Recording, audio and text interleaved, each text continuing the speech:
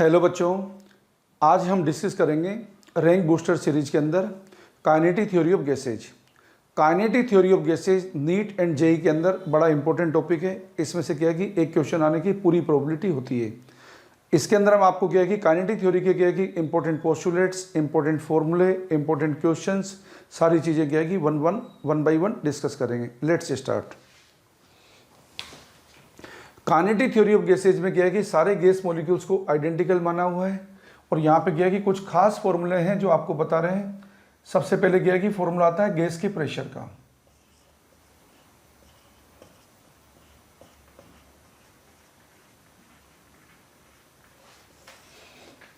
Gas के pressure का formula यहाँ पे प्रेशर इक्वल टू 1/3 m यहाँ पे क्या है कि गैस मॉलिक्यूल का मास है, n यहाँ पे नंबर ऑफ गैस मॉलिक्यूल है, v यहाँ पे गैस का वॉल्यूम है, ये RMS वेलोसिटी है, उसका स्क्वायर है। ये हमारे पास क्या है कि गैस प्रेशर का फॉर्मूला है। इस फॉर्मूले को क्या है कि इस तरीके की फॉर्म में भी लिखा जाता है 2/3 E/V। ये है energy per unit volume. Gas के मॉलिक्यूल्स की जो भी एनर्जी है काइनेटिक एनर्जी होती है, तो इसको अपन लिखते हैं pressure of gas exerted equal to 2/3 of energy density. ये भी हम इसको लिखा करते हैं। यहाँ पे क्या है कि जब भी अपन काइनेटिक थ्योरी ऑफ गैसेज पढ़ते हैं, यहाँ पे हमारी कुछ एजम्पशंस हैं।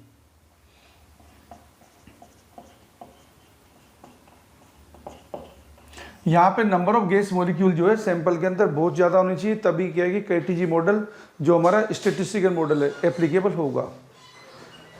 नंबर ऑफ गैस मॉलिक्यूल जो है सैंपल में बहुत ज़्यादा होनी चाहिए, ऐसा नहीं 2, 4, 10 गैस मॉलिक्यूल हो। Number of gas molecules present in the sample must be very large। और केटीजी मॉडल हमारे क्या है कि क्या रिलेशन बनाता है? केटीजी मॉडल हमें रिलेशनशिप बताता है किसका? मैक्रोस्कोपिक क्वांटिटी का, जैसे pressure, volume, temperature. Macroscopic physical quantity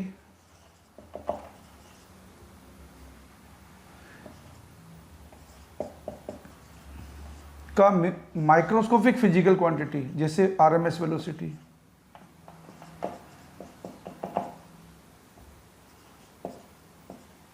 उसके साथ ये रिलेशन एस्टेब्लिश कराता है। मैक्रोस्कोपिक क्या है? Pressure, volume, temperature, number of moles etcetera. ये क्या है? RMS velocity. इनके साथ ये रिलेशन एस्टेब्लिश कराता है। केटीजी मॉडल के अंदर क्या है कि सबसे पहले हमें क्या है कि वेरियस गैस लॉज पढ़ने होते हैं। इसके अलावा यहाँ पे वेरियस टाइप्स ऑफ स्पीड्स हमें पढ़नी होती है। तो सबसे पहले बात बताते हैं आपको वेरियस टाइप्स ऑफ स्पीड की। न्यूमेरिकल आता रहता है इसका। वेरियस टाइप्स ऑफ स्पीड में क्या है कि हमारे पास 2 केसेज रहते हैं। एक तो क्या है कि जैसा आपको बताया सैंपल में जब नंबर ऑफ गैस मॉलिक्यूल कम होंगे तब तो आप क्या है कि डायरेक्ट दूसरे फॉर्मूले लगाएंगे। और केटीजी मॉडल वाले फॉर्मूले कब लगाएंगे? जब सैंपल में नंबर ऑफ गैस मॉलिक्यूल ज़्यादा होंगे। तो लेट्स स्टार्ट। जब सैंपल में मान लो नंबर ऑफ गैस मॉलिक्यूल कम है, तो आप क्या है कि यहाँ पर कौन से फॉर्मूले लगाएंगे ताकि आप एवरेज स्पीड निकाल सकें, ताकि आप RMS स्पीड निकाल सकें, ताकि आप मोस्ट प्रोबेबल स्पीड निकाल सकें। तो लेट्स स्टार्ट। देखिए, अगर हम सैंपल में बोल रहे हैं यदि ये नंबर ऑफ गैस मॉलिक्यूल है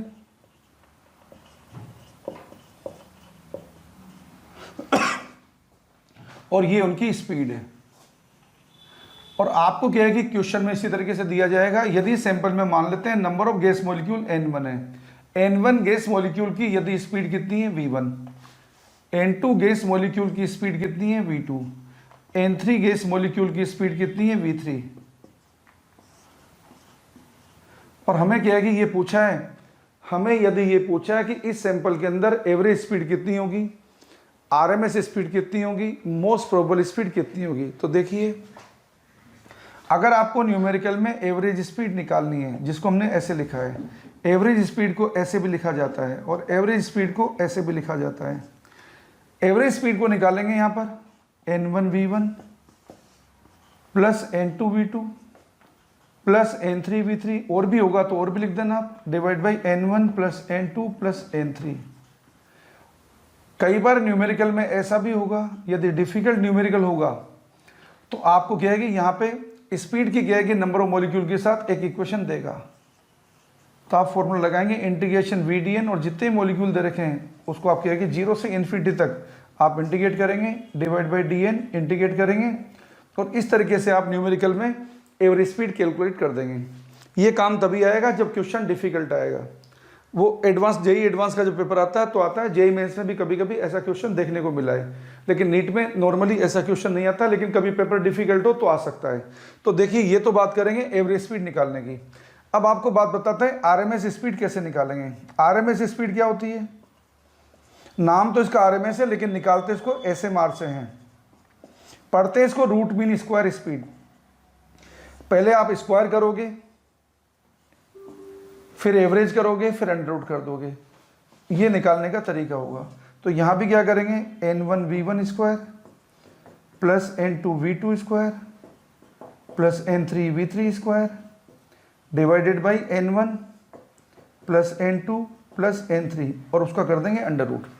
और अगर क्या है कि आपको क्या है कि कोई इक्वेशन दे रखी होगी, इक्वेशन देते टाइम आप कैसे सोल्व करेंगे, इंटीग्रेशन v स्क्वायर dn 0 से infinity divide by integration dn 0 से इन्फिनिटी। इसके भी आपको क्वेश्चन बताएंगे कि कैसे क्वेश्चन आएंगे, कैसे सोल्व करेंगे। इस तरीके से हम क्या है कि आरएमएस स्पीड निकालेंगे। और न्यूमेरिकल में जब आपको मोस्ट प्रोबेबल स्पीड निकालने को बोला जाएगा, मोस्ट प्रोबेबल स्पीड में आपको कोई कैलकुलेशन नहीं करनी है। Most probable speed simple direct होगा। मोस्ट प्रोबेबल स्पीड जब नंबर ऑफ गैस मॉलिक्यूल कम होंगे तो speed possessed by maximum number of gas molecule, वही आपकी मोस्ट प्रोबेबल स्पीड होगी। Speed possessed by maximum number of gas molecule, वही आपकी क्या है कि मोस्ट प्रोबेबल स्पीड होगी। तो इस तरीके से आप क्या है कि तीनों तरीके की स्पीड कैलकुलेट कर देंगे। एक क्वेश्चन भी देख लेते हैं ताकि आपका ये क्या है कि फंडा एकदम क्लियर हो जाए। पहले हम क्या है कि इसी चीज पे क्या है कि बात हमारी अप्लाई कर रहे हैं जब सैंपल में नंबर ऑफ गैस मॉलिक्यूल कम है, जिसके लिए ये फॉर्मूले लिखे गए हैं। देखो यदि आपको ये दिया है, मान लो हमें सैंपल में दिया है number of gas molecule,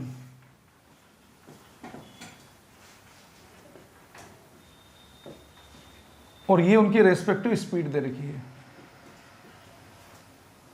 speed दे रखी है मीटर पर सेकंड में।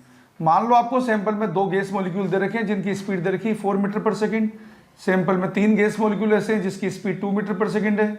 सैंपल में 4 गैस मॉलिक्यूल ऐसे हैं जिसकी स्पीड, सैंपल में 4 गैस मॉलिक्यूल ऐसे हैं जिसकी स्पीड मान लेते हैं 6 मीटर पर सेकंड है। और हमें क्या है कि यहाँ पे क्वेश्चन में पूछा है, हमें यहाँ पे क्वेश्चन में पूछा है एवरेज स्पीड क्या होगी, आरएमएस स्पीड क्या होगी, और मोस्ट प्रोबेबल स्पीड क्या होगी। तो देखिए यदि हम बात करेंगे किसकी, एवरेज स्पीड की, सबसे पहले तो यहां पे लिखेंगे 2 × 4 plus 3 × 2 plus 4 × 6 divide by 2 plus 3 plus 4। इसको सोल्व करेंगे तो ये आएगा 8, ये आएगा 6 और ये आएगा 24, ये आएगा 9। इसको सोल्व करेंगे तो कितना आएगा, 24 × 6 हो जाएगा 30, ये हो जाएगा 38 डिवाइड बाई 9। जिसको सिंप्लीफाई करेंगे तो आ जाएगा 9 चौक 36, बचेगा 2 में क्या है कि अप्रोक्सीमेटली आएगा 2, बचेगा 2, फिर क्या है कि अप्रोक्सीमेटली इतना ही आएगा। तो ये हमारी क्या है कि अप्रोक्सीमेटली इतनी आएगी, जिसको अपन 4.2 ही लिख सकते हैं मीटर पर सेकेंड। ये तो हमारी एवरेज स्पीड हो गई। बात बता रहे हैं आपको आरएमएस स्पीड के बारे में, रूट मीन स्क्वायर स्पीड के बारे में।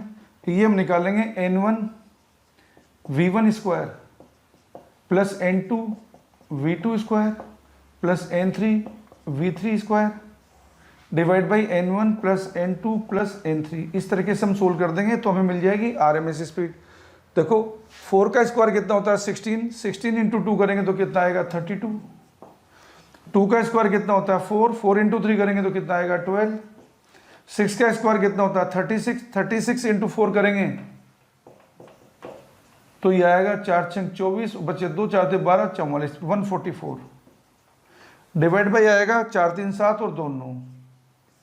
इसको अगर आप फर्दर सिंप्लीफाई करेंगे तो हमें मिलेगा 2 2 4 4 8, 3 4 और 8, और ये हो गया 188/9। यही हमारा क्या है कि आंसर हो जाएगा। ये हमारी आरएमएस स्पीड है, जिसको आप चाहें तो क्या है कि और सिंप्लीफाई कर सकते हैं। ये मीटर पर सेकंड में हमारा आंसर हो जाएगा। अब आपको बता रहे हैं यहाँ पे मोस्ट प्रोबेबल स्पीड, जिसमें आपको कुछ करना ही नहीं है। मोस्ट प्रोबेबल स्पीड का तो डायरेक्ट फॉर्मूला होता है speed purchased by maximum number of gas molecule. तो यहाँ पे देखिए, यहाँ पे 4 गैस मॉलिक्यूल जो इनमें सैंपल में सबसे ज्यादा, उनकी स्पीड कितनी है 6 मीटर पर सेकंड। तो आप डायरेक्ट लिख देंगे 6 मीटर पर सेकंड, ये हमारा आंसर हो जाएगा। तो देखो जब सैंपल में नंबर ऑफ गैस मॉलिक्यूल कम है तो आपने क्या कि RMS speed, average speed and most probable speed की कैलकुलेशन कैसे करिए आप सीख चुके हैं। अगर आपको क्या है कि कोई ग्राफ दिया हो या कोई इक्वेशन दी हो, तब आपको क्या है कि यही चीजें पूछी जाएगी, तो कैसे करेंगे वो आपको बताते हैं। Let's see. आपको क्या है कि वर्स्ट कंडीशन के लिए भी क्या है कि प्रिपेयर रहना है। हमारे चैनल पे आपको क्या है कि सब चीजें क्या है कि जो भी मिलेंगी आपको परफेक्ट मिलेंगी। तो देखिए, अगर आपको क्या है कि यहां पर एक ग्राफ दिया है, किसी सैंपल में नंबर ऑफ गैस मॉलिक्यूल का स्पीड के साथ वेरिएशन का ये ग्राफ दिया है, ये है number of gas molecule per unit speed range, और ये आपको स्पीड दे रखी है, और ये आपको ग्राफ दिया है, ये वैल्यू आपको दे रखी ए, और सैंपल में आपको दे रखा है कि वी नोट से ज्यादा स्पीड वाला कोई गैस मॉलिक्यूल नहीं है। सैंपल में वी नोट से ज्यादा स्पीड वाला कोई गैस मॉलिक्यूल नहीं है। ये वाला क्या है कि काम कौन करेंगे, वही बच्चे करेंगे जिनको क्या है कि अंडर 100 में क्या है कि रैंक लानी है, अदरवाइज क्या है इसको आप छोड़ सकते हैं। तो देखिए यहां पे क्या है कि स्ट्रेट लाइन है, इसकी स्लोप नेगेटिव है, तो हम क्या है कि dn/dv का अपन क्या है कि इक्वेशन लिख सकते हैं। dn/dv क्या बनेगा, स्लोप कितनी यहाँ पे -a/v0 इंटू वी, ये हमारी dn/dv की इक्वेशन बन गई। यहां से हमें dn आ जाएगा -a/v0 v इंटू dv लिख दो, इसको कोई से कोई फर्क नहीं पड़ता, छोटा बड़ा ये dv। अब आपको dn की इक्वेशन आ गई है। अब आपको निकालना है यहाँ पे, पहले सबसे पहले बात कर रहे हैं एवरेज स्पीड की। तो देखो एवरेज स्पीड निकालने के लिए हम क्या करेंगे, यह है बात एवरेज स्पीड की। एवरेज स्पीड निकालने के लिए फॉर्मूला लगाएंगे integration v dn divide by integration dn। v हमारे पास क्या है कि dn की इक्वेशन ये रही -a/v0 v dv divide by dn की इक्वेशन है -a/v0 v dv। इसे अगर फर्दर सोल्व करना चाहेंगे हम, तो हम लिखेंगे इसको, जो कांस्टेंट इसे बाहर निकाल दिया a/v0, इंटीग्रेशन आया v² dv, और मैक्सिमम स्पीड कहाँ तक है v0 तक। अब -a/v0 बाहर निकाल दिया v dv, मैक्सिमम स्पीड कितनी है v0। इससे सोल्व करेंगे, ये तो कट जाएगा। अब आपका क्या बचा, v² dv का क्या कि इंटीग्रेशन कितना होगा v³/3, जिसकी लिमिट डाल दी हमने 0 से v0, और यहाँ पे v dv का इंटीग्रेशन होगा v²/2, जिसकी हमने लिमिट डाल दी 0 से v0। इसे सोल्व करेंगे तो आएगा v0³/3, इसे सोल्व करेंगे तो आएगा v0²/2, जिसे फर्दर सोल्व करेंगे तो आएगा 2/3 v0, 2/3 v0। तो हमें क्वेश्चन में क्या है कि पूछा था कि एवरेज स्पीड कितनी आएगी, तो एवरेज स्पीड की वैल्यू आ गई हमारे पास 2/3 v0। ये तो हमारे पास क्या है कि पहला सॉल्यूशन आ गया है, जिसमें हमें निकालना है एवरेज स्पीड। एवरेज स्पीड निकालना आपको बता दिया है। अब आपको बता रहे हैं आरएमएस स्पीड कैसे निकालोगे। आरएमएस स्पीड निकालने के लिए पहले हम क्या है कि v² का एवरेज निकाल लेंगे, और v² का एवरेज निकाल के फिर उसका क्या कर देंगे, अंडर रूट कर देंगे, तो हमें मिल जाएगी आरएमएस स्पीड। तो let's see RMS speed. Graph तो हमारा यही है। अब हम निकाल रहे हैं यहां पे आरएमएस स्पीड।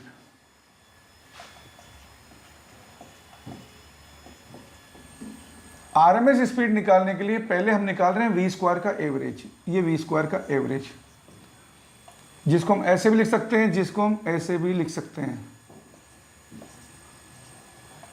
एवरेज निकालने का फॉर्मूला ये है v² dn, इंटीग्रेशन करा 0 से infinity divide by integration dn, limit डाली 0 से इन्फिनिटी।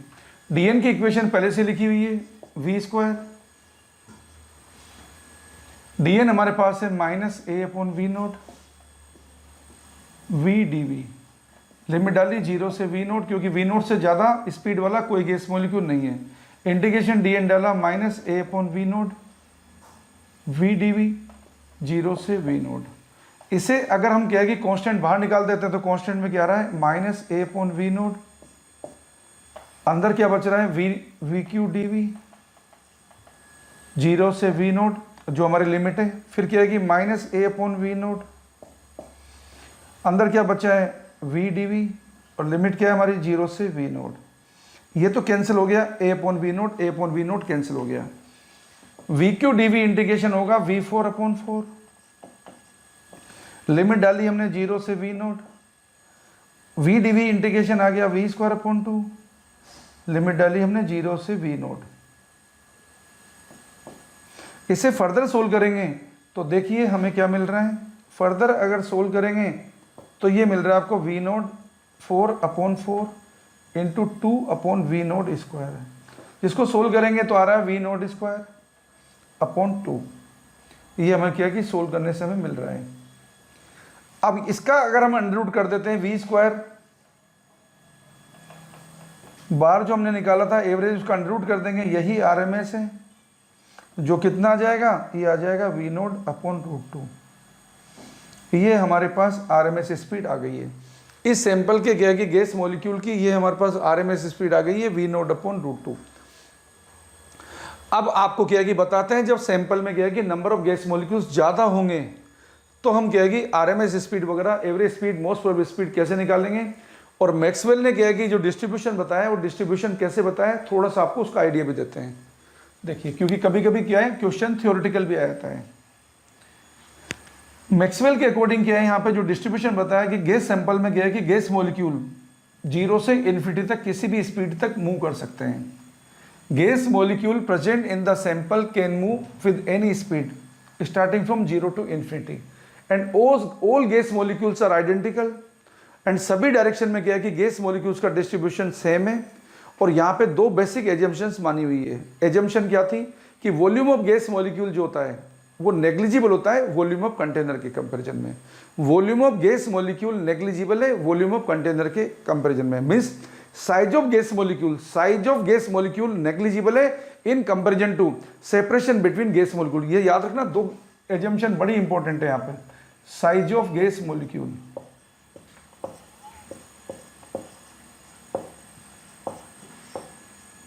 ये नेग्लिजिबल है किसके कंपैरिजन में, सेपरेशन बिटवीन गैस मॉलिक्यूल्स का। ये एक तो एजम्पशन ये है। अगर ये एजम्पशन होल्ड नहीं होगी तो यहां पे क्या है कि जब रियल गैस इक्वेशन होती है तो हमें क्या है कि वॉल्यूम करेक्शन फैक्टर लगाना होता है। दूसरी क्या है कि एजम्पशन ये है यहां पे कि गैस मॉलिक्यूल्स को हमने आइडियल माना हुआ है, उनके बीच में कोई इंटरमोलिकुलर फोर्सेज नहीं है, नो इंटरमोलिकुलर फोर्सेज।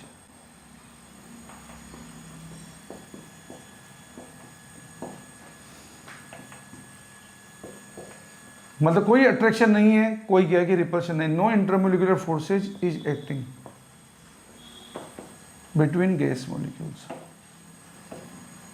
लेकिन रियल में करता है, जब करेगा तो आपको प्रेशर करेक्शन फैक्टर लगाना होता है। ये हमारी क्या है, मतलब गैस के मॉलिक्यूल्स के बीच में कोई अट्रैक्शन नहीं है। ओके, ये आपको ध्यान रखना है। ये दो एजम्पशन है, मतलब नो इंटरमोल नो अट्रैक्शन। ओके, ये आपको ध्यान रखना है। एक और इंपॉर्टेंट बात है कि हमारी क्या है कि कोई भी real gas high temperature and low pressure पे आइडियल गैस जैसा बिहेवियर करती है। कोई भी हमारी real gas high temperature and low pressure पर आइडियल गैस जैसा बिहेवियर करती है। आइडियल गैस इक्वेशन हमारी पीवी इक्वल टू एनआरटी, जिसमें एन होते हैं नंबर ऑफ गैस मॉलिक्यूल्स। तो देखिए अब हम बात करते हैं यहाँ पर मैक्सवेल के डिस्ट्रीब्यूशन की। मैक्सवेल ने डिस्ट्रीब्यूशन कैसा बताया है? मैक्सवेल ने डिस्ट्रीब्यूशन इस तरीके का बताया है कि किसी भी सैंपल में ये नंबर ऑफ गैस मॉलिक्यूल है पर यूनिट स्पीड रेंज, और ये स्पीड है।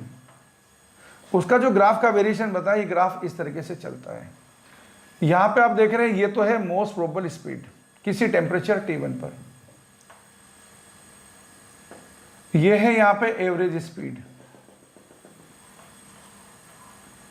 और ये है यहां पे आरएमएस स्पीड। जिनकी न्यूमेरिकल कैलकुलेशन आप कैसे करेंगे? आरएमएस स्पीड की न्यूमेरिकल कैलकुलेशन करेंगे √3RT/m से, जिसको लिखेंगे √3KT/m। स्मॉल m यहाँ पे क्या है कि मास है गैस मॉलिक्यूल का, k यहाँ पे बोल्ट्जमान कांस्टेंट है, r यहाँ पे यूनिवर्सल गैस कांस्टेंट है, कैपिटल T यहाँ पे टेम्परेचर है केल्विन में, m यहाँ पे मोलर मास है। r की वैल्यू सब बच्चों को याद होनी चाहिए, r की वैल्यू होती है 8.31 जूल अपॉन मोल केल्विन, या दूसरी वैल्यू इसकी 2 कैलोरी अपॉन मोल केल्विन, या इसकी तीसरी वैल्यू है 0.0821 atmosphere litre upon mole kelvin. कई बार दिया भी होता है लेकिन आप याद रखें तो बेटर है। ये आपके पास यूनिवर्सल गैस कांस्टेंट है।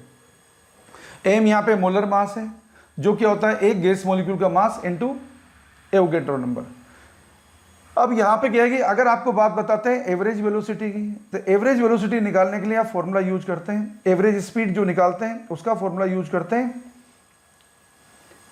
√8RT upon pi M. ये एवरेज स्पीड निकालने के लिए फॉर्मूला काम लेंगे, √8RT अपॉन पाई एम, जिसको लिख सकते हैं आप √8KT अपॉन पाई एम। अगर आपको निकालना है मोस्ट प्रोबेबल स्पीड, इसके लिए फॉर्मूला काम में लेंगे आप √2RT अपॉन एम, जिसको हम लिखेंगे √2KT अपॉन एम। यहां पे अगर आप क्या है कि कंपैरिजन करेंगे, कोई आपसे रिलेशन पूछा जाता है तो रिलेशन यहां पे इस तरीके का होगा, आरएमएस वेलोसिटी ज्यादा होती है एवरेज वेलोसिटी से, एवरेज वेलोसिटी ज्यादा होती है मोस्ट प्रोबेबल वेलोसिटी से। ये जनरल रिलेशन है। कब? जब सैंपल के अंदर क्या है कि नंबर ऑफ गैस मॉलिक्यूल ज्यादा होंगे, जब हमारा क्या है कि ये मॉडल स्टैटिस्टिकल होगा, जब क्या है कि केटीजी मॉडल एप्लीकेबल होगा, तब ये रिलेशन होल्ड करता है। आपको इस रिलेशन को क्या है कि एज इट इज फॉर्म में याद रखना है। एक और बात याद रखनी है, कभी भी क्या है कि कोई भी सिस्टम से क्या है कि कोई गैस एस्केप होती है, अगर कोई न्यूमेरिकल आता है उसका कंडीशन ये होती है कोई भी गैस के एस्केप होने के लिए, फॉर गैस एस्केप। कई बार क्या है कि क्वेश्चन जेई नीट में पूछा गया है गैस कब एस्केप होगी, जब गैस मॉलिक्यूल की आरएमएस वेलोसिटी एस्केप वेलोसिटी से ज्यादा होगी या थ्रेशोल्ड लेवल पे इक्वल होगी। अर्थ की सरफेस पे एस्केप वेलोसिटी कितनी होती है? 11.2 किलोमीटर पर सेकेंड। ये यहाँ पे क्या है कि तब गैस एस्केप हो जाएगी। एक इस ग्राफ की क्या है कि मजे की बात देखिए, मजे की बात ये, यदि आप टेम्परेचर बढ़ाएंगे, टेम्परेचर बढ़ाते हैं तो ग्राफ क्या है कि सिमेट्रिकल होता जाता है। ग्राफ के अंदर सभी स्पीड बढ़ती है और स्पीड के बीच में क्या है कि डिफरेंस भी बढ़ता है। ये क्या है कि आपको यहाँ पे देखने को मिलता है। ये नया टेम्परेचर अगर क्या है कि पुराने टेम्परेचर से ज़्यादा है तो ये नई मोस्ट प्रोबेबल स्पीड आएगी, ये नई एवरेज स्पीड आएगी और ये नई आरएमएस स्पीड आएगी। तो आपने क्या देखा, जैसे जैसे टेम्परेचर बढ़ेगा सभी तरीके की स्पीड बढ़ेगी, स्पीड का डिफरेंस बढ़ेगा, ग्राफ सिमेट्रिकल होता जाएगा। पहले ग्राफ क्या था? ग्राफ एसिमेट्रिकल था। देखो कई सारे क्या है कि gas molecule, number of gas molecule यहाँ पे क्या है कि नंबर ऑफ मैक्सिमम ये इतने थे, ये इतनी स्पीड वाले, इतनी स्पीड वाले। ग्राफ के अंदर क्या है कि डिस्ट्रीब्यूशन नॉन यूनिफॉर्म था। अब क्या है कि आपको बताते हैं आरएमएस स्पीड के ऊपर क्या है कि क्वेश्चंस कैसे निकालेंगे केटीजी मॉडल पे बेस्ड। Let's see. अगर आपको क्या है कि कोई सैंपल के अंदर क्या है कि मान लो टेम्परेचर दिया हुआ है, गैस का क्या है कि टाइप दिया हुआ है, आप क्या है कि आरएमएस वेलोसिटी निकालनी, कैसे निकालेंगे? देखिए अगर आपको ये सैंपल दिया है, इस सैंपल में सपोज हाइड्रोजन गैस भरी हुई है और हाइड्रोजन गैस आपको दे रखी है 27 डिग्री सेंटीग्रेड पर है। इस हाइड्रोजन गैस की आपको निकालनी आरएमएस वेलोसिटी क्या होगी, आरएमएस स्पीड क्या होगी। तो देखिए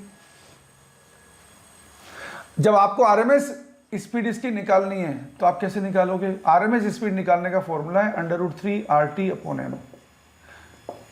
याद रखिए न्यूमेरिकल में आरएमएस स्पीड की वैल्यू मीटर अपॉन सेकंड में आएगी। अगर आपको मीटर अपॉन सेकंड ऐसा ही सिस्टम में यूनिट है, बहुत सारे बच्चों से क्या है कि गलती देखी गई है कि इस एम की वैल्यू को वो ग्राम में रख जाते हैं। अगर आपने भी ऐसा किया तो आपका आंसर क्या है कि गलत आ जाएगा। तो क्वेश्चन सोल्व करते टाइम ध्यान रखिए, एंश्योर करिए एम की वैल्यू क्या है कि ग्राम में ना रखी जाए, एम की वैल्यू को किलोग्राम में रखना है। तो √3RT अपॉन एम करेंगे, आर की वैल्यू 8.3 है और टेम्परेचर आपको दे रखा है 27 डिग्री सेंटीग्रेड, जो हो जाएगा 300 केल्विन, क्योंकि क्या है कि 0 डिग्री सेंटीग्रेड 273 केल्विन के इक्वल होता है। और एम क्या है? 2 ग्राम। हाइड्रोजन गैस का मोलर मास है 2 ग्राम, जिसको मैंने किलोग्राम में चेंज कर दिया। इसे अगर आप सोल्व करेंगे तो आपका अप्रोक्सीमेट रिजल्ट कितना आएगा? देखो 3 × 8 करेंगे तो आएगा 24। ये भी मैं आपको अप्रोक्सीमेट करने का तरीका बता रहा हूँ, क्योंकि नीट में जेई में आपको इतना टाइम नहीं होगा कि आप क्या कि एकदम एक्यूरेट कैलकुलेशन कर सकें। आपको सब कुछ अप्रोक्सीमेट करना है, देखना है। 3 × 8 करेंगे 24 आता है, इसको 25 मान लीजिए, इंटू 3a इंटू 100 है, डिवाइड बाई 2 × 10⁻³ है। और देखिए आप यहाँ पे क्या है कि 10 की पावर -3 ऊपर चला जाएगा, 10 की पावर 5 हो जाएगा। इसे लिख दीजिए 25 इंटू 3 इंटू 10 की पावर 4 इंटू 10 करिए डिवाइड बाई 2 करिए। अब आप देखिए क्या क्या बाहर निकल रहा है। √25 से 5 बाहर निकलेगा, √3 से 1.732 बाहर निकलेगा, 10 की पावर 4 से 10 की पावर 2 बाहर निकलेगा, √10 की वैल्यू पाई होती है और √2 की वैल्यू होती है 1.414। अब सब कुछ आप अप्रोक्सीमेट कर दीजिए। ये 5 है, ये 1.4 है, ये 1.7 है, थोड़ा सा ज़्यादा आएगा, इसको 1.1 मानो तो ये 5.5 हो जाएगा। और ये कितना है, इसको मैंने अप्रोक्सीमेटली 5.5 करा, इसको अप्रोक्सीमेटली मैंने 3.14 था, और ये वैल्यू मेरे पास कितनी है, 10 की पावर 2 है। तो 5 और 3 कितना होता है, 15, अप्रोक्सीमेटली 17.5, आप इसको मानो 18, अप्रोक्सीमेटली कितना हो गया, 1800। आप इस तरीके से क्या है कि अप्रोक्सीमेशन करेंगे नीट में, क्योंकि अगर आप एक्यूरेट करने लगे तो आपसे आंसर ही नहीं निकलेगा, काफ़ी देर तक आपका टाइम कंज्यूम हो जाएगा। तो ये आपको ध्यान रखना है, इस तरीके से हम RMS वेलोसिटी निकाल सकते हैं। एक और बात याद रखिए, KTG मॉडल के अंदर हमने क्या है कि यहाँ पे RMS निकाला क्यों, इसलिए निकाला क्योंकि गैस के मॉलिक्यूल्स क्या है कि सभी डायरेक्शन के अंदर चलते हैं, तो एवरेज वेलोसिटी जो सैंपल में होती है वो हमेशा 0 होती है। तो कभी भी किसी भी जगह क्या है कि अगर किसकी बात आ जाए v² के एवरेज की, मतलब v की पावर 2n का एवरेज कभी भी निकालेंगे तो ये 0 नहीं आएगा। लेकिन याद रखिए v की पावर 3 का एवरेज निकालेंगे मतलब v, तो क्या आएगा, ये 0 आएगा, क्योंकि v² इंटू v², ये v² क्या होता है, ये 0 होगा एवरेज वेलोसिटी की टर्म में। क्योंकि KTG मॉडल के अंदर क्या है कि गैस मॉलिक्यूल कैसे चलते हैं, गैस मॉलिक्यूल चलते हैं जब तक क्या है कि दो गैस मॉलिक्यूल की दो कॉन्जिक्यूटिव कोलिजन नहीं होगी तब तो स्ट्रेट लाइन पाथ में चलेगा। इस स्ट्रेट लाइन पाथ की लेंथ को बोलते हैं फ्री पाथ। फिर से चला, फिर से डायरेक्शन चेंज होगी, फिर से नेक्स्ट फ्री पाथ हुआ, फिर से नेक्स्ट फ्री पाथ हुआ। क्योंकि गैस मॉलिक्यूल्स की कोलिजन क्या है, परफेक्ट इलास्टिक कोलिजन मानी हुई है, तो यहाँ कोई एनर्जी का लॉस नहीं होगा, तो कभी ना कभी क्या है कि अपनी ओरिजिनल पोजीशन लाएगा तो उसकी एवरेज वेलोसिटी क्या बनेगी, 0। इसीलिए यहाँ पे क्या है कि RMS निकाला है। RMS निकालने में क्या है, स्क्वायर करेंगे, नेगेटिव का स्क्वायर भी करेंगे तो भी पॉजिटिव आएगा। इसीलिए क्या है कि v² के एवरेज वाली टर्म कोई भी 0 नहीं होगी। लेकिन क्या है कि ओड टर्म होगी ना, v3 की पावर 5 एवरेज करेंगे, v5 का एवरेज करेंगे तो कितना आएगा, 0। यहाँ पे एक और टर्म हमारे काम आती है, मीन फ्री पाथ। सारे फ्री पाथ का जो एवरेज है उसको बोलते हैं मीन फ्री पाथ। n यहाँ पे अगर नंबर ऑफ कोलिजन है तो यहाँ पे मीन फ्री पाथ है, जिसका स्टैंडर्ड फॉर्मूला आप जो यूज करते हैं ये आता है 1/√2 पाई d। यहाँ पे क्या है कि गैस मॉलिक्यूल का डायमीटर है, n यहाँ पे number density means number of gas molecule per unit volume है, स्मॉल n है यहाँ पे number of gas molecule per unit volume. जिसको हम चेंज कर दें तो ये बनेगा KT/√2 पाई d²P, ये हमारा बनेगा। ये मीन फ्री पाथ के फॉर्मूले हैं। कभी कभी क्या है कि फॉर्मूले बेस भी क्वेश्चंस आते हैं, ये आपको ध्यान रखना है। ये मीन फ्री पाथ है, आपको क्या है कि लेके चलते हैं यहाँ पर डिग्रीज ऑफ फ्रीडम पर। डिग्रीज ऑफ फ्रीडम क्या होती है, देखिए एक छोटी सी बात समझिए। अगर कोई आपसे पूछता है कि आप कितने तरीके से आपके पास पैसे रख सकते हैं, करेंसी रख सकते हैं, तो आप पैसे रखने के आपका कई तरीके हैं। मनी की फॉर्म में रख सकते हो, आप FD करा सकते हो, आपने कोई प्रोडक्ट परचेज कर रखा है, मोबाइल वगैरह, वो भी क्या है कि मनी का फॉर्म है, कपड़े वगैरह जो भी पहने हुए हैं वो भी क्या है कि मनी का फॉर्म है। ये पैसे रखने की बिल्डिंग्स हैं, ये सब आपके पास, कार है, वो सब क्या है आपके पास पैसे के फॉर्म में। ठीक उसी तरीके से जब हमें क्या पूछा जाता है, डिग्रीज ऑफ फ्रीडम, तो डिग्रीज ऑफ फ्रीडम क्या है, एक गैस मॉलिक्यूल अपने पास कितने तरीके से काइनेटिक एनर्जी रख सकता है। जो रखने काइनेटिक एनर्जी रखने के जो तरीके हैं उसी को बोलते हैं degree of freedom. Degree of freedom क्या हुई,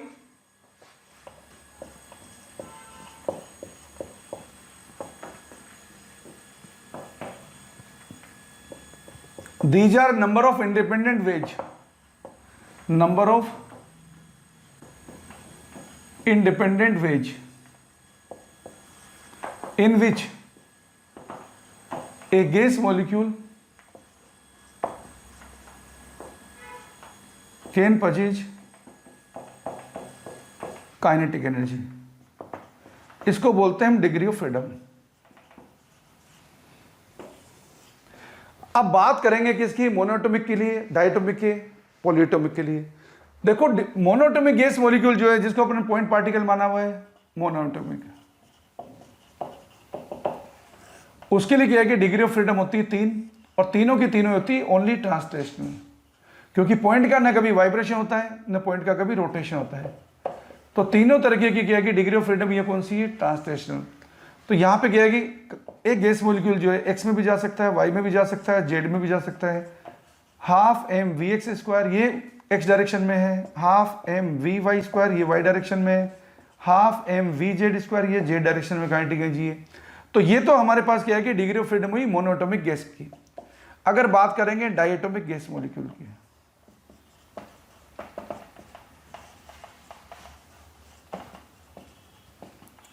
जैसे सपोज फॉर एग्जांपल लेते हैं अपन हाइड्रोजन गैस का एग्जांपल। तो हाइड्रोजन गैस में इसका सेंटर मास यहां पर है, तो सेंटर मास क्या है कि तीनों डायरेक्शन में चल सकता है, एक्स में भी, वाई में भी और जेड में भी। तो यहां पे क्या है, ट्रांसलेशन की डिग्री ऑफ फ्रीडम तो होगी इसकी 3। अगर आप इसको देखेंगे इसके अलोंग, तो इसके अलोंग इसका मोमेंट ऑफ इनर्शिया 0 होगा, half I x omega square, ये 0 होगा। कहने का मीनिंग इसके वाई डायरेक्शन में होगी, इसके बाद जेड डायरेक्शन में रोटेशनल काइनेटिक एनर्जी होगी। तो रोटेशन में इसकी डिग्री ऑफ फ्रीडम होती है 2। तो नॉर्मल टेम्परेचर पे अगर बात करेंगे, जब कोई बहुत एक्सेसिव टेम्परेचर की बात करेगा ना 5000 केल्विन वगैरह की, तो vibration degree of freedom picture में आएगी। अदरवाइज क्या है कि कोई भी क्वेश्चन हमारा आएगा किसका, डायटोमिक गैस मॉलिक्यूल का, तो डिग्री ऑफ फ्रीडम हम कितने लिखेंगे, 5, याद रखना। जिसमें 3 कौन सी है, ट्रांसलेशन की, 2 कौन सी है, रोटेशन की। और यहां पे क्या है कि डिग्री ऑफ फ्रीडम बताने का एक फॉर्मूला और प्रिस्क्राइब कर रखा है, 3n - b, जिसमें n क्या है, नंबर ऑफ एटम्स हैं, और b क्या है, यहाँ पे नंबर ऑफ बॉन्ड्स हैं। इसके अकॉर्डिंग भी डिग्री ऑफ फ्रीडम बताई जाती है। पॉलीएटॉमिक में भी बता सकते हैं अपन, क्या है कि नॉर्मली पॉलीएटॉमिक का क्वेश्चन नहीं आता है। तो ये तो बात हुई डिग्री ऑफ फ्रीडम की। इसके ऊपर क्या है कि बेस्ट क्वेश्चंस कैसे पूछ जाते हैं। यहां पे क्या है कि मैक्सवेल ने एक लॉ बताया इक्विपार्टीशन ऑफ एनर्जी का, Maxwell law of equipartition of energy का। वो लॉ क्या है, मैक्सवेल के अकॉर्डिंग क्या है, with each degree of freedom जो काइनेटिक एनर्जी जो एसोसिएट होती है, सभी डिग्री ऑफ फ्रीडम में इक्वल डिस्ट्रीब्यूशन होता है। एंड काइनेटिक एनर्जी एसोसिएटेड पर डिग्री ऑफ फ्रीडम पर मॉलिक्यूल वो होती हाफ kT। काइनेटिक एनर्जी पर डिग्री ऑफ फ्रीडम पर मॉलिक्यूल वो कितनी होती है, हाफ kT। तो इसके अकॉर्डिंग क्या है कि हम इक्वेशन बना सकते हैं एनर्जी की। क्वेश्चन पूछा जाता है तो देखिए, ये बड़ी इंपॉर्टेंट क्या है कि इक्वेशन है जिस पे न्यूमेरिकल हमसे पूछा जाता है। काइनेटिक एनर्जी पर ग्राम मोल ये होती है 3F/2 RT। F यहां पे डिग्री ऑफ फ्रीडम है। अब याद रखिए बात किसकी की है, 1 ग्राम मोल की। 1 ग्राम मोल में कितने होंगे, Na मॉलिक्यूल होंगे। Na का मीनिंग होता है 6.02 × 10⁻23। तो 1 ग्राम मॉलिक्यूल में यदि Na मॉलिक्यूल है तो ये Na मॉलिक्यूल की काइनेटिक एनर्जी है। और 1 ग्राम मोल है, इसका मतलब इसके अंदर क्या है कि मोलर मास के इक्विवेलेंट मास है। तो ये m ग्राम, m को मैं बोल रहा हूं मोलर मास, तो m ग्राम क्या है कि सब्सटेंस की एनर्जी, मोलर मास के इक्विवेलेंट सब्सटेंस की एनर्जी है। तो आपसे कभी न्यूमेरिकल में पूछा जाता है काइनेटिक एनर्जी पर ग्राम मोल की जगह पूछा जाता है काइनेटिक एनर्जी पर मॉलिक्यूल।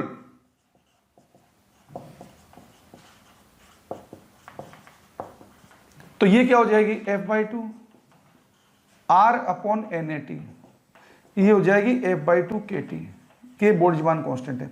अगर आपसे पूछा जाता है काइनेटिक एनर्जी पर ग्राम, तो ये कितनी हो जाएगी, F/2 RT/m, ये काइनेटिक एनर्जी पर ग्राम है। और अगर आपसे पूछ जाता है कि n मोल की काइनेटिक एनर्जी क्या होगी, काइनेटिक एनर्जी फॉर n मोल, वो कितनी हो जाएगी, F/2 RT/n, ये n मोल की काइनेटिक एनर्जी है। याद रखिए अगर आपसे ये पूछा जाता है एवरेज ट्रांसलेशनल काइनेटिक एनर्जी पूछा जाता है, एवरेज ट्रांसलेशनल काइनेटिक एनर्जी, तो कितनी आएगी, चाहे वो मोनोएटॉमिक गैस हो, चाहे डायटोमिक गैस हो, चाहे पॉलीएटॉमिक हो, क्योंकि सभी में क्या है कि ट्रांसलेशन की डिग्री ऑफ फ्रीडम कितनी होती है, 3। तो एवरेज काइनेटिक एनर्जी कितनी होगी, 3/2 kT होगी। याद रखिए स्टैंडर्ड है, अगर टेम्परेचर सेम होगा तो वैल्यू सेम होगी। तो अगर क्या है कि कई बार ये क्वेश्चन पूछे जाता है तो देखो बच्चे गलती कर देते हैं। क्या क्वेश्चन पूछ जाता है, देखो अगर स्टेटमेंट लिखा होता है एवरेज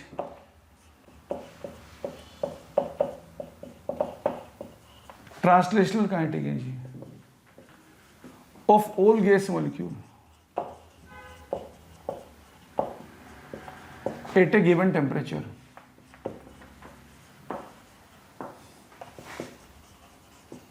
इज सेम, तो याद रखिए ये स्टेटमेंट जो है ना सही है। क्योंकि क्या है कि एवरेज ट्रांसलेशनल काइनेटिक एनर्जी की जब बात करेंगे ये सभी के लिए 3/2 kT होगी। लेकिन अगर आपसे क्या है कि ट्रांसलेशन वर्ड हटा देता और क्या लिख देता, average kinetic energy of all gas molecule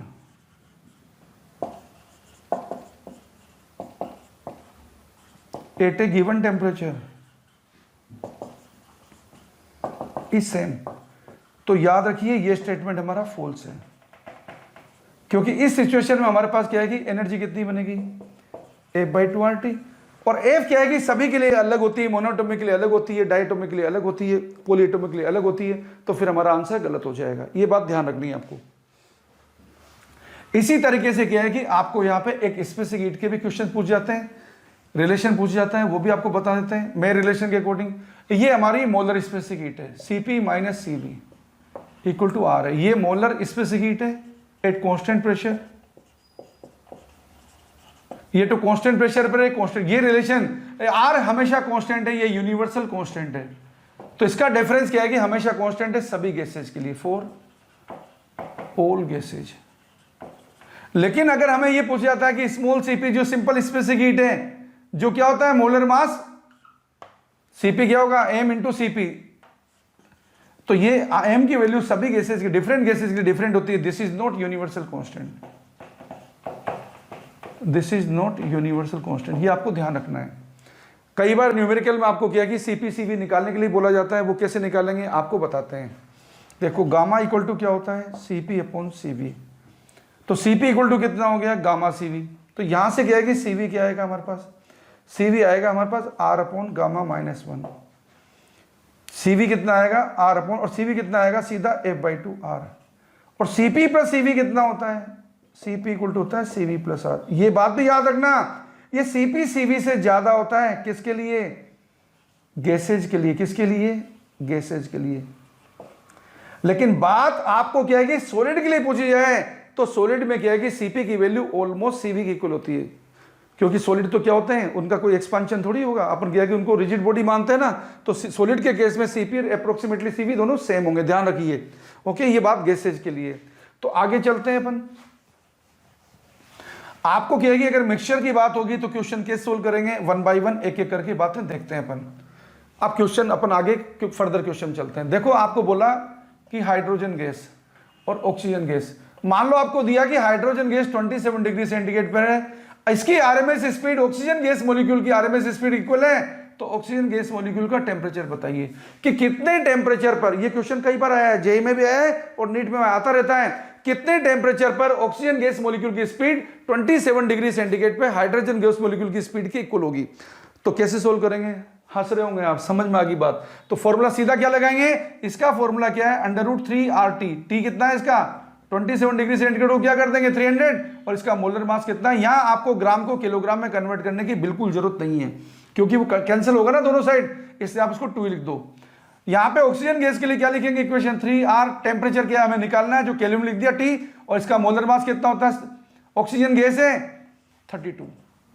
अब आप क्या है कि अंडर रूट हटा दीजिए, अंडर रूट हटाएंगे तो 3R क्या होगा, अंडर रूट हटाते क्या होगा 3R उड़ेगा, तो 3R उड़ेगा तो क्या होगा, आपको देखने को क्या मिला 3R into 300 divide by 2 equal to क्या मिला 3R into T divide by 32। यहां से 3R उड़ा, 2 से क्या है कि 16 बार उड़ा, आपका T कितना आया, T आया 16 इंटू 300, जो कितना हो गया 4800 केल्विन। अगर आपको सेंटीग्रेड में पूछा तो इसमें से 273 घटा देना आप, ये आपके पास टेम्परेचर आएगा। इतने टेम्परेचर पर ऑक्सीजन गैस मॉलिक्यूल की RMS speed hydrogen gas molecule की आरएमएस स्पीड के इक्वल होगी। कभी कभी क्वेश्चन क्या है कि मिक्सचर का आ जाएगा, तो मिक्सचर का आएगा तो कैसे निकालेंगे वो भी देख लीजिए आप। अगर क्वेश्चन हमारा मिक्सचर का आता है तो देखो हम क्या करेंगे, वही करेंगे जो हमें करना है। अगर क्वेश्चन मिक्सचर का आएगा तो क्या करेंगे, वही करेंगे जो करना है अपन को। ओके, आपको सबको पता है। अगर हमारे पास क्या है कि सैंपल में सपोज ऐसा है,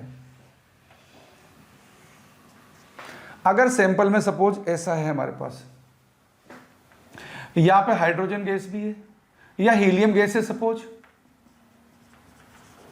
हीलियम मोनोटोमिक है। मोनोटोमिक गैस का क्या कि जो गामा होता है वो होता है 5/3। हीलियम गैस आपको दे रखी है 4 ग्राम, और एक दे रखी है आपको हाइड्रोजन गैस। मान लेते हैं मिक्सचर का टेम्परेचर है 27 डिग्री सेंटीग्रेड, मिक्सचर का टेम्परेचर है 27 डिग्री सेंटीग्रेड। आपको क्या है कि हाइड्रोजन गैस दे रखी है, सपोज ये दे रखी है आपको 8 ग्राम। आपको पूछा मिक्सचर में आरएमएस वेलोसिटी कितनी होगी, तो आरएमएस वेलोसिटी निकालने का फॉर्मूला क्या है, √3RT अपॉन m। लेकिन आपको यहां पे क्या है कि मिक्सचर का मोलर मास लिखना होगा। मिक्सचर का मोलर मास कैसे निकालेंगे? N1 number of moles into M1। M1 क्या है कि किसी पर्टिकुलर गैस का मोलर मास है, N2 M2 divide by N1 plus N2। देखो पहले गैस नंबर ऑफ मोल्स कैसे निकाले जाते हैं? नंबर ऑफ मोल्स निकाले जाते हैं mass divide by molar mass से, या volume divide by molar volume से। तो यहां से क्या है कि हीलियम गैस जो है, हीलियम गैस के क्या है कि नंबर ऑफ मोल्स कितने आएंगे? यहां पे कितना मास है इसका? 4। और इसका मोलर मास कितना होता है? 4 ही होता है। M1 4 plus N2 number of moles कितने? हाइड्रोजन गैस है, इसका मास कितना है? 8। इसका मोलर मास कितना है? 2 इंटू M2 मोलर मास कितना है इसका? 2 divide by N1 plus N2 number of moles कितना हो गया इसका? 1। इसके नंबर ऑफ मोल कितने होंगे? मास कितना है इसका? 8 ग्राम। इसका मोलर मास कितना है? 2। तो कितना हो गया? 4। तो यहां पे सोल्व करने से आपको क्या मिला? ऊपर तो आया 4 और ये ऊपर आया 8 डिवाइड बाय आया 5। ये कितना हो गया? 12/5। ये इतना ग्राम इसका क्या है कि मोलर मास आया। अब आपके लिए क्या है कि क्वेश्चन सोल्व करना बेहद आसान हो गया है। अब आपके पास RMS वेलोसिटी आएगी √3 RT। R की वैल्यू रख दी 8.3, M की वैल्यू रख दी जो आपको निकाली, और टेम्परेचर कितना दिया था? 27 डिग्री सेंटीग्रेड। इसको रख दो 300 डिवाइड बाई मोलर मास कितना रख दिया? 12/5। याद रखिए ग्राम को किलोग्राम में चेंज करना मस्ट है। इसको सोल्व करेंगे तो हमारा कितना आ जाएगा? देखो 3 इंटू 8.3 इंटू 300, 3 इंटू 10⁻² इंटू 10⁻³ ऊपर आ गया, 5 भी ऊपर आ गया और 12 नीचे है। 3 से गया कि 12 4 बार कट गया, 4 से गया कि 8.3 को अप्रोक्सीमेटली 2 बार काट दिया। 3 2 6 हो गया, 6 5 30 हो गया। 30 इंटू 10⁻5 हो गया। ये कितना हो गया है? 30 इंटू 10⁻5 हो गया। ये अप्रोक्सीमेटली आ रहा है आपका 30 इंटू 10⁻5। 10⁻5 को आप लिख दो 10⁻4 इंटू 10। नीचे तो कुछ है ही नहीं, यही आपके पास क्या है कि RMS वेलोसिटी है। आप इसे सोल्व करेंगे, ये हो गया 300। यूं समझ लीजिए 10 और 10 कितना हो गया? 100 √3 कितना होता है? 1.732 इंटू 10 से तो 10 बार निकल गया, 10⁻4 से 10⁻2 निकल गया, तो ये कितना हो गया? 1000। ये हो गया अप्रोक्सीमेटली 1700। 17,000 1.7 इंटू 10⁻3 तो कितना हो गया? 1 हटा, ये 1700 आ गया। अप्रोक्सीमेटली आ गया 1700 मीटर पर सेकेंड। ये आपके पास RMS वेलोसिटी आ गई है। अब आपको क्या है कि एनर्जी बेस्ड क्वेश्चंस बताते हैं। देखिए अगर हमें क्या है कि ये दिया है, मान लीजिए ऑक्सीजन गैस दे रखी है टेम्परेचर पर, और कितनी दे रखी है? मान लो हमें 64 ग्राम ऑक्सीजन गैस दे दी। कितने टेम्परेचर पर दे दी? मान लो 27 डिग्री सेंटीग्रेड टेम्परेचर पे 64 ग्राम ऑक्सीजन गैस दे रखी है 27 डिग्री सेंटीग्रेड पे। अब आपको क्या क्या पूछा है? आपको पूछा है इसकी काइनेटिक एनर्जी कितनी होगी, पहला क्वेश्चन। दूसरा क्वेश्चन आपको पूछा काइनेटिक एनर्जी पर ग्राम मोल कितनी होगी। तीसरा क्वेश्चन काइनेटिक एनर्जी पर मॉलिक्यूल कितनी होगी। चौथा क्वेश्चन काइनेटिक एनर्जी पर ग्राम कितनी होगी। ये आपको पूछा, आप आराम से निकाल सकते हैं क्योंकि आपको बेसिक फंडा पता है। आपको क्या है कि 64 ग्राम ऑक्सीजन गैस दे रखी है। 64 ग्राम में नंबर ऑफ मोल कितने होंगे? Mass divide by molar mass. Molar mass इसका कितना है? 32 ग्राम। तो नंबर ऑफ मोल्स कितने हैं इसमें? 2। एंड काइनेटिक एनर्जी पर ग्राम मोल कितनी होती है? काइनेटिक एनर्जी पर ग्राम मोल कितनी होती है? F/2 RT। तो यहां पे क्या है कि हमारे पास पहले क्वेश्चन का जो आंसर बनेगा ये बनेगा, क्योंकि ऑक्सीजन डायटोमिक गैस है, इसमें डिग्री ऑफ फ्रीडम 5 है, तो 5/2 RT into number of mole 2 है, तो ये हमारा आंसर हो जाएगा। आपको क्या है कि सिर्फ वैल्यूज रखनी है, कोई दिक्कत नहीं है, आप आराम से रख सकते हैं। कैसे रखेंगे? 5/2 R की वैल्यू रखी 8.31, टेम्परेचर रखा 300 क्योंकि सेंटीग्रेड को केल्विन में चेंज करना, इंटू 2। जिसको फर्दर सोल्व करेंगे 2 से 2 कट गया बच्चों। 5 इंटू 8 करेंगे 40 आएगा, 40 इंटू 3 करेंगे 1200 आएगा। अप्रोक्सीमेटली 1200 जूल आया है, थोड़ा सा ज़्यादा आएगा, आप देख लेना जो भी आएगा, मैंने अप्रोक्सीमेटली लिख दिया। अगर हमें पूछा काइनेटिक एनर्जी पर ग्राम मोल ये कितनी होगी, ये सिंपल होगी 5/2 RT।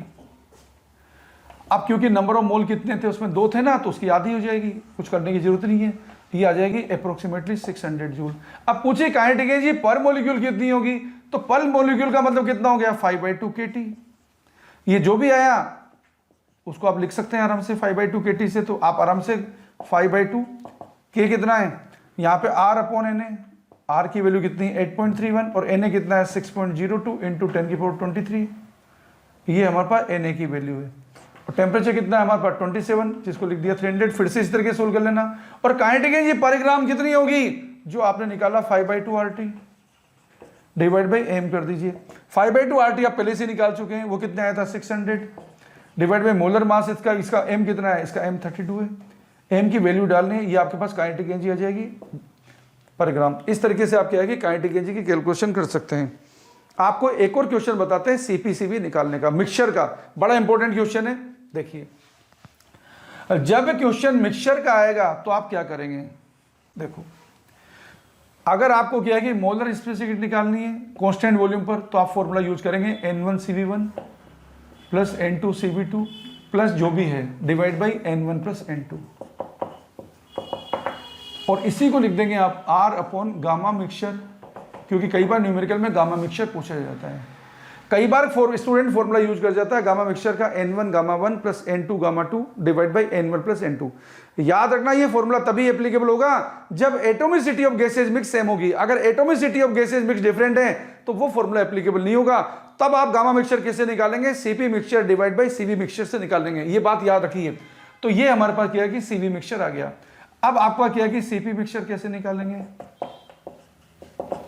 CP मिक्सचर निकालेंगे या तो आप लिखेंगे CV मिक्सचर प्लस R, या आप क्या कर देंगे N1CP1 plus N2CP2 divide by N1 plus N2। इस तरीके से आप निकालेंगे, फॉर्मूला लगा देंगे।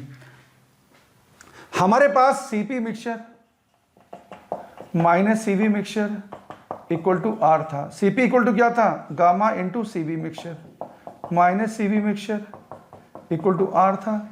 तो हमारे पास सोल्व करने से CV मिक्सचर इक्वल टू क्या आ रहा था, R/गामा मिक्सचर -1 आ रहा है। और हमारे पास CV क्या था, CV था हमारे पास F/2R, और CP क्या था, CP था CV प्लस R, जो क्या बन जाएगा, CV कितना है F/2R प्लस R, इसको सोल्व करेंगे ये हो जाएगा 2 प्लस F R/2। इस तरीके से अपन CP निकाल सकते हैं। अब अपन क्वेश्चन देखते हैं ताकि अपन क्या है कि इसको बेटर समझ सकें। गामा मिक्सचर निकालते हैं। देखिए अगर मिक्सचर का गामा निकालना है तो देखिए एक सैंपल के अंदर हमें दे रखा है हीलियम गैस मिलाई है और हाइड्रोजन गैस मिलाई है, ये सैंपल है। इसके अंदर हीलियम गैस भी मिलाई है, कितनी मिलाई है 4 ग्राम, और हाइड्रोजन गैस मिलाई है कितनी 8 ग्राम, और हमें पूछा है इस सैंपल का गामा मिक्सचर कितना होगा। तो देखिए क्योंकि हीलियम क्या है, हीलियम मोनोटोमिक है, हीलियम क्या है, हीलियम मोनोटोमिक है, हाइड्रोजन क्या है डाईएटोमिक है। तो आप क्या नहीं लगा देना, आप यहां पे क्या है कि गामा मिक्सचर का सीधा सिंपल फॉर्मूला मत लगा देना N1 gamma 1 plus N2 gamma 2 divide by N1 plus N2, वरना सारा गड़बड़ हो जाएगा, क्योंकि यहाँ पे atomicity of gases mix same नहीं है। तो आप क्या करेंगे, पहले आप निकालिए नंबर ऑफ मोल्स। इसके नंबर ऑफ मोल कितने हैं, मास कितना है 4, मोलर मास कितना है 4, नंबर ऑफ मोल इसका 1 है। इसका नंबर ऑफ मोल्स कितने हैं, मास कितना है इसका 8, इसका मोलर मास कितना है 2, कितने होंगे नंबर ऑफ मोल्स 4। तो अब देखिए CV मिक्सचर कितना आएगा, CV मिक्सचर आएगा N1CV1, ये मोनोटोमिक है, CV कितना है इसका 3/2R, N2 ये डायटोमिक है, CV कितना है इसका 5/2R divide by N1 plus N2। Solve करेंगे तो कितना हो गया, ये 3R/2 प्लस ये कितना हो गया, ये कितना हो गया 2 से 2 बार कट गया, कितना हो गया 5 और 2 10R हो गया डिवाइड बाई 5 हो गया, जिसको सोल्व करेंगे तो 20 हो जाएगा, 20 और 3 23 हो जाएगा, 23R अपॉन ये 10 हो गया।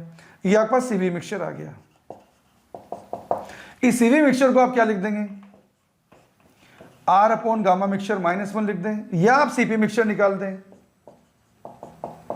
वो कितना आएगा CV mixture plus R, CV mixture कितना आया था 23R/10 प्लस R, जिसको फर्दर सोल्व करेंगे 10R और 23R कितना हो जाएगा 33R अपॉन 10।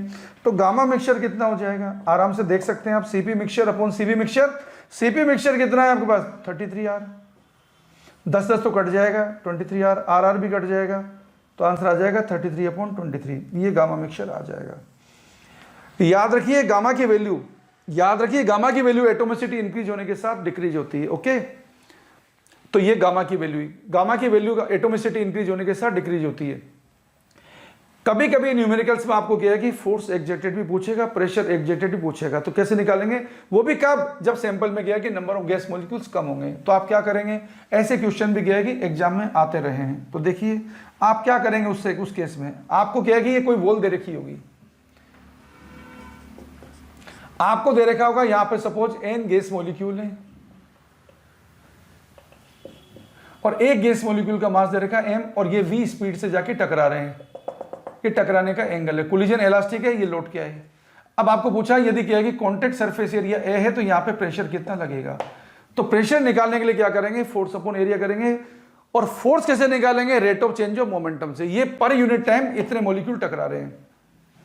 तो देखिए अब आप क्या करेंगे, ये इसकी डायरेक्शन ऑफ मोशन है, ये थीटा है तो ये भी थीटा है।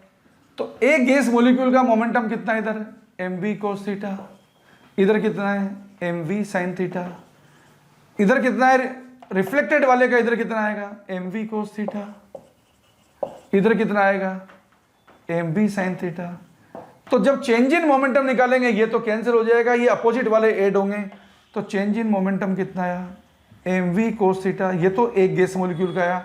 यदि n गैस मॉलिक्यूल टकरा रहे हैं तो टोटल चेंज इन मोमेंटम इतना है पर यूनिट टाइम, और change in momentum per unit time जो है यही हमारा क्या बन गया, फोर्स। अब आपको क्या कि न्यूमेरिकल में क्या निकालना है, प्रेशर, प्रेशर को क्या कर देंगे फोर्स अपॉन एरिया।